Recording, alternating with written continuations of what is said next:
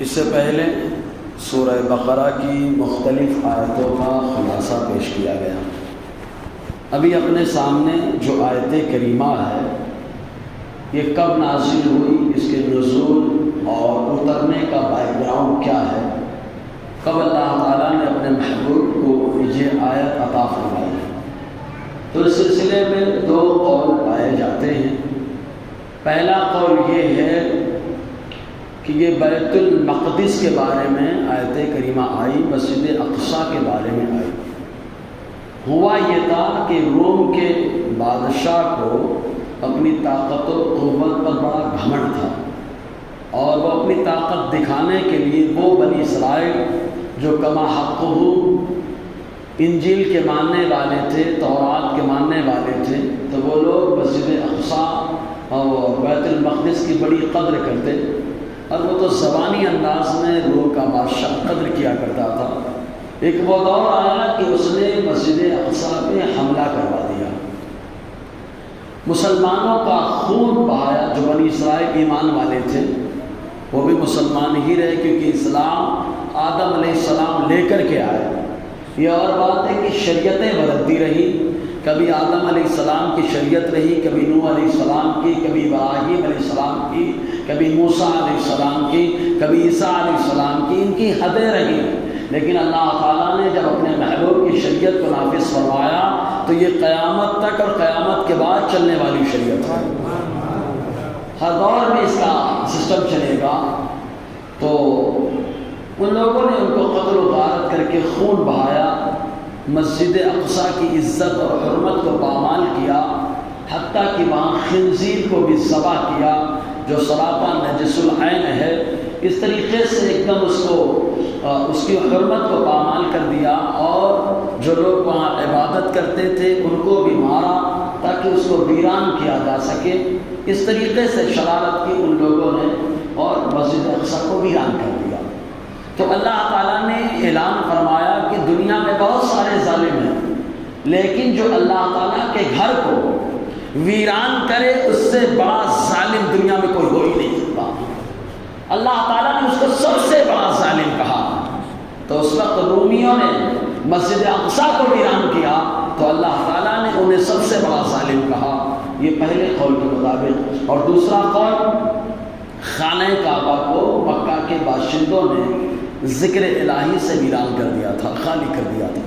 وہ لوگ اپنے اعتبار سے عبادت کرتے، طواف بھی کرتے تو مذاق برہنہ ہو کر کے خانہ کعبہ کا طواف، وہاں پر سیٹیاں بجانا، تالی بجانا، یہ وہ عبادت تصور کرتے تھے۔ 360 مجسموں کو نصب کر لیا تھا، ان کی عبادت ہو رہی تھی۔ اس انداز میں اس کی عزت، اس کی حرمت کو پامال کیا گیا۔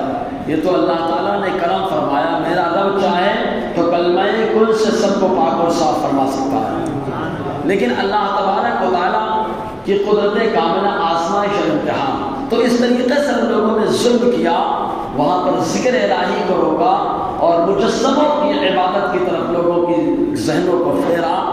اللہ تعالیٰ نے کرم فرمایا، اور وہ کرم اسی مہینے میں ہوا۔ سبحان اللہ، ایسا کرم فرمایا مولا نے کہ ادھر محبوب خدا مصطفیٰ جان رحمت کی ولادت ہو رہی ہے، اور ادھر 360 لوگ جو ہے آمدے منہ گر رہے ہیں، اور یہ بتا رہے ہیں کہ وہ آ گیا جو خانہ کعبہ کو پاک اور صاف کرنے والا ہے۔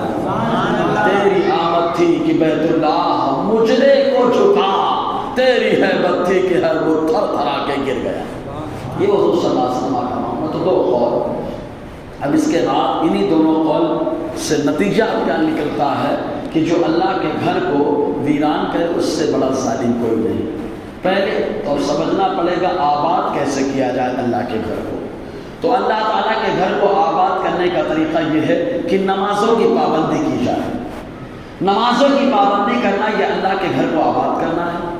دوسری چیز، فری وقت ہے تو ادھر ادھر بکواس نہ کرتے ہوئے آ جائیں اللہ کے گھر میں اور آ کر کے ذکر کریں، اللہ کا گھر بھی آباد ہوگا اور اللہ تعالیٰ ہمارے گھر کو اور ہمارے دل کو بھی آباد فرمائے۔ تو یہ ایک طریقہ، نمازیں پڑھی جائیں، ذکر کیا جائے۔ کہا فری وقت ہے، ادھر ادھر بکواس کرنے سے اچھا ہے کہ چلے اللہ کے گھر مسجد میں آئیں، قرآن مقدس کی تلاوت کریں، قرآن کی تلاوت کریں، اللہ کا گھر بھی آباد ہوگا، قرآن کی تلاوت بھی ہوگی اور اللہ تعالیٰ زبان میں تاثیر بھی پیدا فرمائے گا۔ زبان میں تاثیر بھی اللہ تعالیٰ پیدا فرما دیتا ہے، یہ قرآن کی برکت ہے۔ ارے جب بیمار کے اوپر قرآن پڑھ کے دم کر دیا جائے، اللہ تعالیٰ اس کی بیماری دور فرما دیتا ہے۔ تو جس زبان سے قرآن کی تلاوت ہوئی ہے، اللہ تعالیٰ اس زبان والے کو کیا مقام عطا فرماتا ہو۔ خالی تصور کریں تو ایک طریقہ یہ کہ نماز پڑھ لے، دوسرا طریقہ یہ کہ موقع ہے تو ذکر کرے، تیسرا طریقہ موقع ہے تو قرآن کی تلاوت کرے، چوتھا طریقہ یہ ہے کہ فری ہیں، طبیعت اب قرآن پڑھتے پڑھتے تھوڑا سا شیطان کبھی کبھی حاوی ہونے لگتا ہے، رہنے تو بند کر دیں تو فوراً درود پاک کا گرد کرنا شروع کر دیں، مسجد میں درود پڑھنا شروع کر دیں۔ یہ آقا علیہ السلام، یہ اللہ کا گھر ہے، ارے میرے نبی کی ولادت ہے تو درود پاک تو گھر میں بھی پڑھا جا رہا ہے۔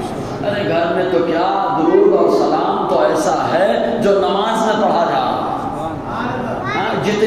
جتنے قاعدے کریں ہم، جتنے قاعدے کریں نماز کے اندر، ہر قاعدے میں سلام بھی ہے اور مصطفیٰ پہ درود پاک بھی ہے، سمجھے نا؟ تو یہ اللہ تعالیٰ کو پسند، تو یہ درود ہے، تو یہ پڑھیں مسجد کے اندر۔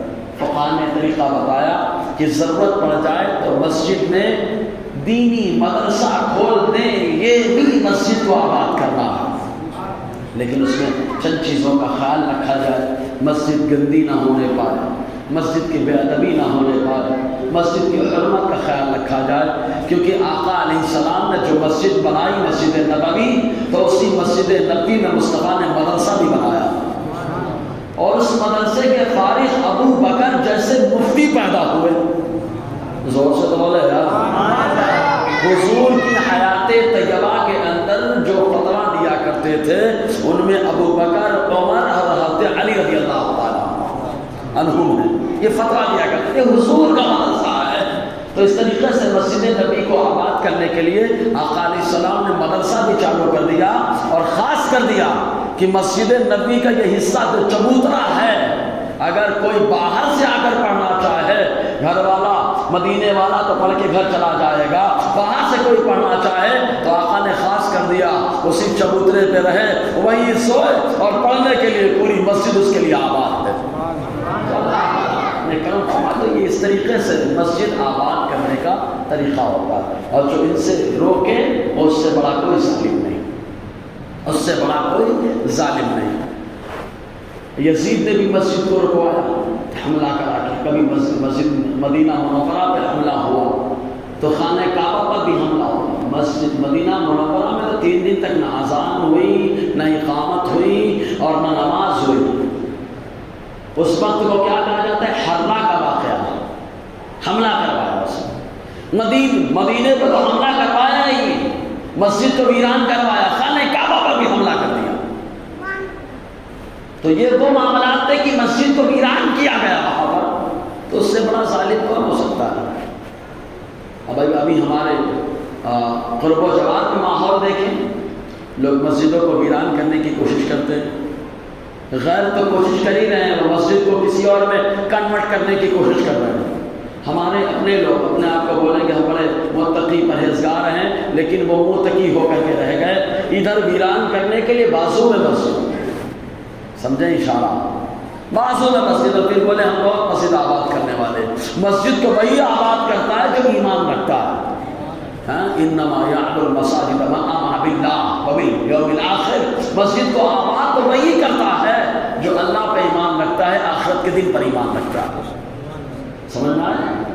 تو مسجد آباد کرنے کے لیے اللہ تبارک و تعالیٰ قرآن مقدس میں ارشاد فرماتا ہے، وَمَنْ اظلم ممن منع مساجد اللہ ان یذکر فیہا اسمہ وسعی فی خرابها، کون ہے اس سے بڑھ کر ظالم، من منع جو روک دے اللہ کی مسجد کو، ان یذکر فیہا کہ ذکر کیا جائے اس میں اسمہ اللہ کا نام، یعنی اللہ تعالیٰ کا ذکر کرنا روک دے، منع کر دے، مت آؤ، اجازت نہیں ہے، پرمیشن نہیں ہے۔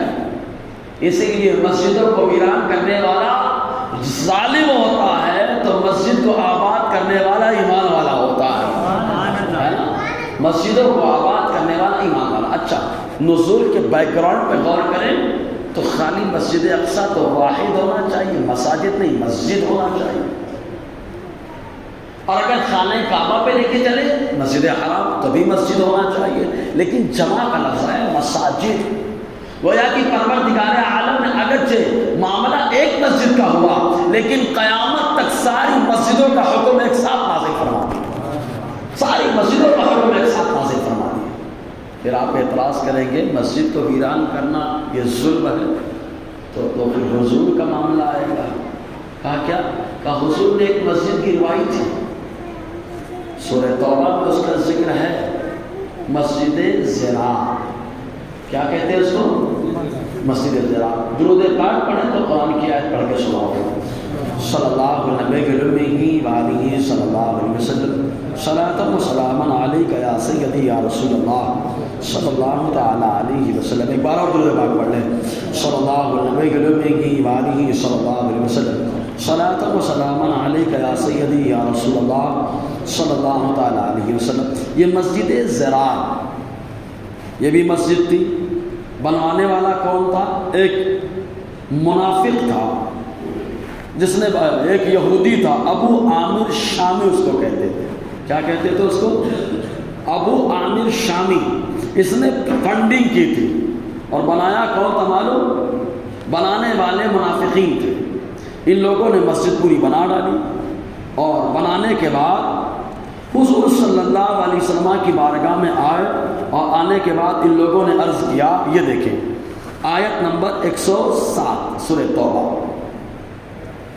لوگوں نے مسجد بنا لی، آقا علیہ السلام غزوہ تبوک کے لیے جا رہے تھے، رومیوں سے مقابلہ تھا، رومیوں سے مقابلہ، آقا علیہ السلام جا رہے تو منافقوں نے آ کر کے کہا کہ چلیے ہم نے مسجد بنائی ہے، مسجد قباء کے بازو میں، آج جو ہے اس مسجد کا افتتاح کرواتے ہیں۔ آقا علیہ السلام نے فرمایا ابھی تو میں تبوک کے لیے جا رہا ہوں، آ کر کے دیکھیں۔ آقا علیہ السلام گئے، غزوہ تبوک ہوا، واپس تشریف لائے۔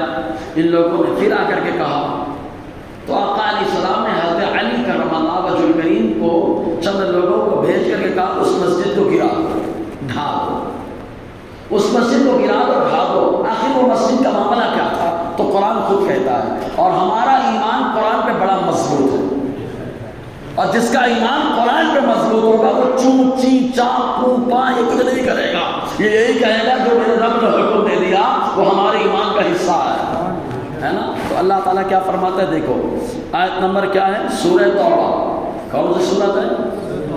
سورہ آیت نمبر 107۔ اللہ تعالیٰ کیا فرما رہا ہے؟ والذین اتخذوا مسجدا ضرارا، اور وہ جو بنائیں ایک مسجد کس لیے؟ ضرارا، نقصان پہنچانے کے لیے۔ کس کو نقصان؟ کس کو نقصان؟ کیونکہ بازو میں مسجد قباء ہے، یہ وہ مسجد قباء ہے کہ میرا نبی ہر سنیچر کو مسجد قباء تشریف لے جانا۔ مسجد نبوی بنانے کے بعد آقا علیہ السلام نے اعلان کیا صحابہ کو، چلو قباء میں کافی لوگ رہتے ہیں، وہاں پر آقا علیہ السلام صحابہ کے ساتھ تشریف لے گئے اور وہاں پہ جمع کیا اور کہا کہ میں یہ چاہتا ہوں کہ یہاں پہ ایک مسجد بنائی جائے۔ صحابہ کرام نے جمع کیا اور کہا کہ یہ جگہ ہم آپ کو مسجد کے لیے دیتے ہیں۔ آقا علیہ السلام نے وہیں پر مسجد کا فاؤنڈیشن رکھ دیا۔ یہ مسجد قباء جس کی بنیاد مصطفیٰ نے رکھی ہے، اور آقا علیہ السلام نے اپنا پتھر رکھنے کے بعد فرمایا ابو بکر تم پتھر رکھو، عمر تم پتھر رکھو، چاروں خلفاء سے پتھر وہاں پر بھی رکھوایا۔ مسجد نبی میں تو رکھوایا ہی تھا، یہاں پر بھی چاروں سے رکھوایا۔ حضور نے مسجد قباء بنا ڈالی۔ ان لوگوں نے مسجد قباء کے بازو میں بنائی تھی مسجد۔ کس کے بازو میں؟ تو نقصان کس کو پہنچا رہا ہے؟ صحابہ کو تکلیف دے رہے ہیں، مسجد قباء کو نقصان پہنچا رہے ہیں۔ تو یہ مسجد بنانا نہیں، دوسری مسجد کو ویران کرنا ہے، مسجد قباء کو ویران کرنا ہے، ضرارہ نقصان پہنچا، وکفر اور کفر پھیلانے کے لیے۔ اللہ مسجد کے اندر سے کفر، یہ قابل غور بات ہے۔ مسجد میں تو لوگ اللہ کی عبادت کرتے ہیں نا، سجدہ کرتے ہیں، صحیح بات ہے نا، اللہ کا ذکر کرتے ہیں، پھر مسجد سے کفر۔ تو کہا بنانے والے کو، تو کہا ایک یہودی تھا، فنڈنگ کر رہا تھا، ابو عامر شامی، بنانے اللہ کی شان میں گستاخیاں نہیں کرتے تھے. کہا کس کی شان میں کرتے تھے؟ کہا مصطفیٰ کی شان میں. معلوم یہ ہوا کہ مصطفیٰ کی شان میں گستاخی کرنا یہ زمانہ مصطفیٰ سے ہی کفر تھا، کفر ہے اور قیامت تک ہی کفر رہے گا. سمجھے نا؟ تو حضور کی شان میں گستاخی کرنا یہ کفر ہے، اور یہ ایسا کفر ہے کہ مسجد سے بھی اس کا پیغام لوگ دے رہے ہیں. تبھی تو اللہ نے فرمایا کفر پھیلانے کے لیے. بات سمجھ میں آ رہی ہے نا؟ تو کفر پھیلانے کے لیے، نقصان پہنچانے کے لیے، کفر پھیلانے کے لیے. اس کے بعد وَتَفْرِيقًا بَيْنَ الْمُؤْمِنِينَ، اور ایمان والوں کے درمیان تفریقہ ڈالنے کے لیے، جدائیگی ڈالنے کے لیے. سمجھے نا؟ دو گروہ، اچھا خاصا ایک ہی معاملہ تھا. کہا اس کا کہا خالی مدینے میں تھے تو خالی سارے صحابہ تھے. سبحان اللہ، سب کے سب مخلص صحابہ. لیکن مدینہ آئے تو منافقوں نے سازشیں کر کر کے اپنی جماعت کو بڑھایا. تو دو گروہ ہو گئے کہ نہیں؟ ایک وہ جو دل سے مصطفیٰ کو مانتے ہیں، اور ایک وہ خالی زبان سے مانتے ہیں. جو زبان سے مانتے ہیں منافق ہیں، اور جو دل اور زبان ہر طریقے سے مانتے ہیں وہ صحابی ہیں. ہے نا؟ تو دو گروہ. نقصان پہنچانا مسجد قباء کو، کفر، آقا کی شان میں گستاخی کرنا مسجد کے اندر، اور تفریقہ بین المؤمنین، اور مومنوں کے درمیان دو گروہ بنانا. سمجھے کہ نہیں؟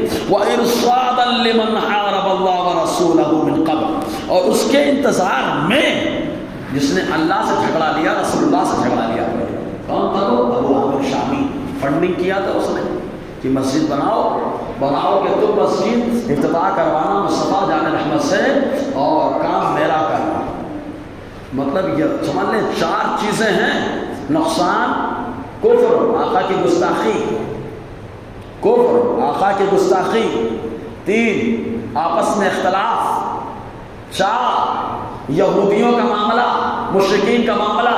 جہاں یہ چاروں باتیں آ جائے سمجھ لینا یہ مسجد نبوی کے طرز میں نہیں ہے، یہ مسجد قباء کے طرز میں نہیں، یہ مسجد زلال کے طرز میں ہے. یہی وجہ کہ کچھ لوگوں نے عورت کو مصلی بٹھایا ممبر پہ، غیروں کو بٹھایا مصلی پہ ممبر پہ بیان کروانے کے لیے. امام احمد رضا نے کہا یہ مشرکین کے انتظار میں کام ہو رہا ہے، ان کے امام پہ کام ہو رہا ہے، یہ مسجد زراعی کا نقشہ ہے، اور ہماری مسجد کا نقشہ وہی ہوگا جہاں مصطفیٰ کے نائبین کا خطبہ ہوگا. سمجھے کہ نہیں؟ تو یہ 4 باتیں. قرآن جس دن آدمی پڑھ لے گا، سمجھ لے گا، اس دن وہی کہے گا امام احمد رضا خان زندہ باد. سمجھے نا؟ اعلیٰ حضرت کا قلم جب چلا ہے تو قرآن کی ترجمانی کرنے کے لیے چلا ہے نا؟ قرآن خود کہتا ہے بنائے مسجد، اچھا کام ہے، مسجد بنا رہے ہو، میں مسجد بنائے رہا ہوں. یہی بولا جاتا ہے نا. رب فرماتا ان ارادنا، بولا یا حلیفون ان ارادنا الا الحسنى، قسم کھا کر کہیں گے محبوب کہ ہم نے بھلائی کا ارادہ کیا ہے، کہ بہت دور پڑتی تھی مسجد، پاس سے پڑھ لیں گے. واللہ یشہد انہم لکاذبون، اے محبوب اللہ گواہی دیتا ہے کہ جھوٹے ہیں، انہوں نے کوئی بھلائی کا ارادہ نہیں کیا. اللہ گواہی دے رہا ہے. لو گھر اللہ کا بنے اور اللہ ہی بتائے جھوٹے ہیں، بنانے والے جھوٹے ہیں. ورنہ تو جو مسجد بنائے تو میرا نبی فرمائے مسجد تم بناؤ اللہ جنت میں محل بنا دیتا. سمجھ رہے نا؟ مسجد تم بناؤ جنت میں اللہ محل بنا دے. سمجھ رہے کہ نہیں؟ لیکن یہ گھر بنایا جا رہا ہے، لیکن اللہ فرماتا ہے نہیں، جھوٹے ہیں یہ. اے محبوب آپ کا کردار کیا ہوگا؟ لا تقم فیہ ابدا، آپ کبھی بھی ایسی مسجد میں کھڑے مت ہونا. زور سے بولو نا یار، ایسی مسجد میں کبھی بھی مت کھڑے ہونا. حضور گئے نہیں، کھڑے نہیں ہوئے. کہا علی جب اللہ نے کہہ دیا کبھی نہیں کھڑے ہونے کا تو جان ایسی مسجد رہے گی بھی نہیں، گرا ہو جا کر کے. سمجھ میں آ گیا؟ تو کون سی مسجد میں کھڑے ہونے کا؟ لمسجد اسس علی التقوی من اول یوم احق ان تقوم فیہ. اے محبوب ضرور ایسی مسجد جس کی بنیاد تقوی پہ رکھی گئی ہے. زور سے آپ تقوی پہ رکھی گئی ہے. مسجد قباء جس کی بنیاد تقوی پہ رکھی گئی ہے، زیادہ حقدار ہے کہ آپ اس میں کھڑے ہو. اسی لیے حضور ہر سنیچر کو مسجد قباء تشریف لے جا رہے ہیں. اگر یہیں پہ کسوٹی آ جائے، بولے یہ کوئی مسجد ہے، وہ بھی مسجد ہے، کس میں کھڑے ہو تو کہہ دینا ہم اسی میں کھڑے ہوں گے جس میں کھڑے ہونے کا حکم اللہ تعالیٰ نے اپنے محبوب کو دیا ہے. سمجھے نا؟ تو کہا اس میں نہیں کھڑے، بالکل نہیں کھڑے. کہا کیوں؟ کہا اس میں کھڑے ہونے سے اللہ نے منع کیا. بولے جھگڑا لگا رہے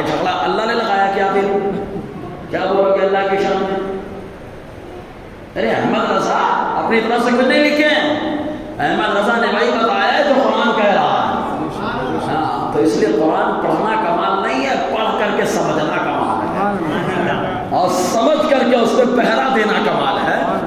سمجھے نا؟ پورے قرآن پہ ایمان لا، وعدے پہ نہیں کہ خالی نماز کہیں بھی سمجھ میں آیا؟ جی دیکھ، اب اس کو کچھ لوگ، میں تو ہمیشہ سمجھاتا ہوں، بولیں گے حضرت کی مسجد، وہ بھی تو مسجد تھی، تو میں نے بتایا 4 چیزیں۔ کتنی چیزیں دیکھنا ہے؟ نمبر 1 نقصان، کس کا دیکھنے کا؟ نقصان۔ ہمارے عقیدے کا نقصان ہو رہا ہے، اس سے بڑا نقصان کیا ہو سکتا ہے یار؟ اگر آدمی ایمان لے جائے گا تو برباد ہو جائے گا، اور اگر جان لے جائے گا تو شہادت کا منصب بھی تو دے کے جائے گا، سمجھے نا؟ تو جان لے جائے گا تو شہادت ملے گی، ایمان لے جائے گا بربادی ملے گی، سمجھ ہے نا؟ تو جو مسجد ایمان لوٹنے کے لیے بنائی جائے، ٹھیک ہے، کفر پھیلانے کے لیے، تو مسجد سے کفر، تو یہیں سے کلیئر ہو جاتی ہے بات کہ اللہ کی شان میں تو گستاخی مسجد نہیں کر سکتے، ورنہ کوئی بھی تھوڑا پھوڑ دے گا، سمجھے نا؟ کوئی بھی تھوڑا پھوڑ دے گا۔ اللہ مسجد اللہ کا گھر، اسی کی شان میں گستاخی، اللہ کی شان میں گستاخی نہیں کریں گے کس کی شان میں؟ جو محبوب خدا ہے، کیونکہ منافقین حضور کی شان میں گستاخی کرنے کے لیے بنائے تھے بس، ٹھیک ہے وہ۔ تیسری چیز گرو، سب کا ساتھ سب کا وکاس، لیکن سب سے پہلے کرتے ہیں اختلاف یہی، میلاد آ جائے تو پہلے سے کھچڑی پک جاتی ہے، سمجھ رہے نا؟ میری بات سمجھے کہ نہیں؟ اگر اتحاد کا اتنا شوق ہے تو تمہارے پیر جی کے نام پہ اتحاد نہیں ہو سکتا ہے، لیکن مصطفیٰ جان رحمت کے نام پہ پوری امت جمع ہو سکتی ہے یار، حضور کے نام پہ جمع کر لو، معاملہ ختم کر لو، سمجھ میں آیا کہ نہیں؟ جی تیسری چیز فنڈنگ کون کر رہا ہے؟ کون کر رہا ہے؟ یہود و نصارہ، مشرکین، کفار۔ اگر وہ فنڈنگ کے لیے چاروں باتیں آ جائے، سمجھ لینا یہ گڑبڑ معاملہ ہے، اور جہاں خلوص دل کے ساتھ پیسہ لگایا جا رہا ہے بڑے دل سے، اللہ تعالیٰ فرماتا ہے اس میں مت جانا، یہ مخلص لوگوں کی مسجد ہے، اس میں کھڑے ہو جانا، سمجھے نا؟ پترے کی مت دیکھو کہ پترے کی، یہ دیکھو کہ ایمان والوں کی، ٹھیک ہے جی۔ پھر کہاں مسجد فرق، یہ فرق کی وجہ سے سمجھ میں آ گئی نا؟ تو پھر میں وہی بات لے کے آؤں گا کہ ہر چیز سیم ہو تو سیم حکم رکھ کے ضروری، بہت مثال دیتا میں، داڑھی کے بعد کاٹے کی بچائیں، بولیے، بغل کے بعد بال تو بال، یہ بھی بال وہ بھی بال، لیکن ایک کو کاٹو تو ثواب، ایک کو بچاؤ تو ثواب۔ کہا یار یہ تو سیم دکھ رہے ہیں، ایسا کیوں؟ بات سیم دکھ رہے ہیں لیکن ہماری شریعت میں طبیعت نہیں ہے، ہماری شریعت میں اللہ اس کے رسول کا فرمان چلتا ہے، تو انہوں نے کہا کاٹو تو ہم نے کاٹ دیا، انہوں نے کہا رکھو ہم نے رکھ لیا، سمجھے کہ نہیں؟ بال ورنہ آج شادیوں میں ٹینشن ہی نہ رہے یار، عورت ہی ہے نا جس سے شادی ہوئی ہے، آپ کی کون ہے؟ عورت ہے، اور بہن کیا ہے؟ ارے بولیے کیا ہے؟ عورت ہے کہ مرد ہے؟ بہن عورت سیم ہے نا، لیکن بہن سے نکاح کرنا حرام، اور جس سے آپ نکاح کر کے لائے بولیے حلال، تو یار سیم تو ہے دونوں، ایک سے نکاح کرو تو حرام، دوسرے سے نکاح کرو تو حلال۔ یا حضرات سیم تو دکھتی ہیں، لیکن ہماری شریعت میں ہمارا اختیار نہیں، اللہ کا اختیار اور رسول اللہ کا اختیار چلتا ہے۔ اللہ اس کے رسول نے فرمایا بہن سے نکاح نہیں ہو سکتا، کہا نہیں ہوگا، سمجھے نا؟ کہا اجنبی سے کا نکاح ہو سکتا ہے، اس لیے لے کر کے آ گیا۔ کہا بھیا بہن سے بھی تو نکاح ہوا ہے آدم علیہ السلام کے زمانے میں، تو کہا وہاں بھی دیکھو اختیار بتایا گیا، وہاں اللہ کا حکم وہ تھا اس لیے نکاح ہو رہا تھا، ہماری شریعت میں اللہ کا حکم یہ ہے اس لیے نکاح نہیں ہو رہا، سمجھا نا؟ یہ بھی تو اختیار بتایا جا رہا ہے، اس لیے سیم والی بات ہمارے سامنے مت لائیے گا، ٹھیک ہے؟